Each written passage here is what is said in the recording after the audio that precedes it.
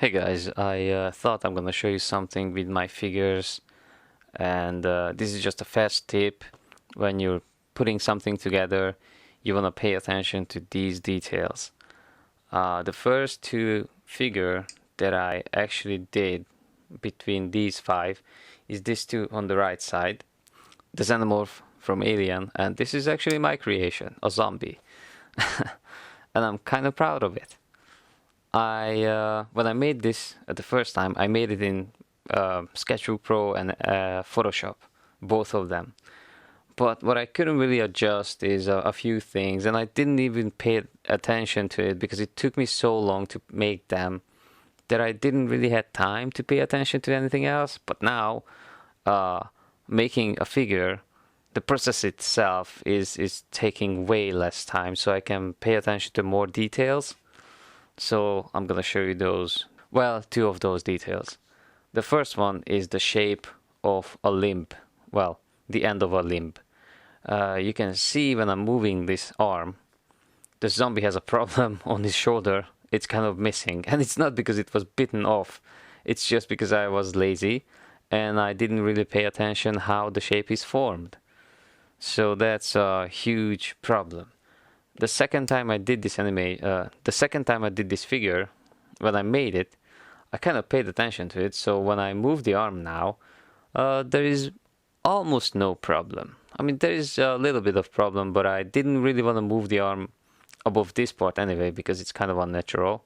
But also, I made the same problem with the hand, and I didn't even put the right rotation point to the end, and that causes a problem like the arm is falling off. I mean, the hand is falling off. And yeah, it's a zombie, so I guess eventually it's gonna deteriorate and fall apart, but not when it's a character in a cartoon. Well, not until I say so, I guess. So I I already had a little bit of correction on the figure, but I didn't know how to make it nicer. And I kind of had the idea later on, but I definitely imported it into this one. And it's really interesting because this is an older one. It's way older than the first zombie, and I made it in the same lazy way that I did the zombie. And when I corrected it, I just used circles at the end of every limb. And when I'm moving one limb, or any of the other ones, or even the neck, there are no problems because everything is ending in a half circle. And you can see similarities in these two, but these two already have shadows and lights. When I move this arm, I can move it to maybe like this point. Yeah, it's about this point where I want to move it at maximum. And maybe like this point where I want to move it at maximum. So that's a pretty good range without having any problems looking ridiculous. I guess the best part would be maybe like this, where the light part is still attached to each other on the shoulder and on the torso part. And also, with lights and shadows, I could avoid outlines.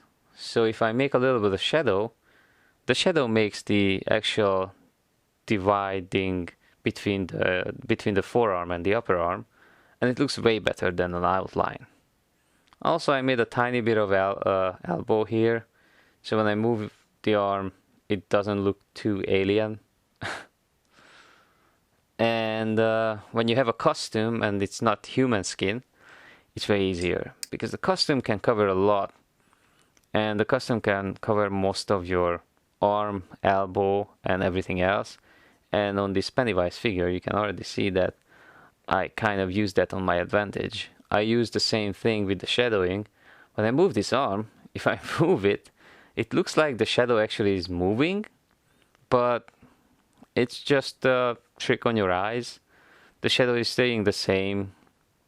It just looks darker because it's used on the same color.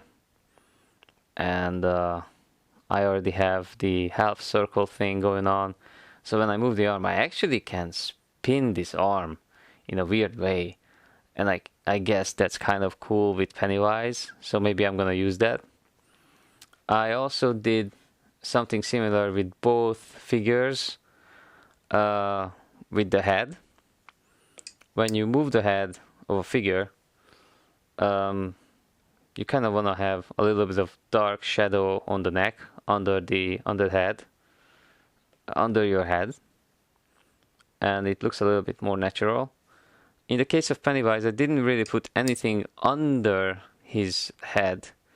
I put the shadows on his face, because when I put the shadow on this thing, it just looked weird. So I decided that I'm gonna put the shadows on the face, and it looks way nicer.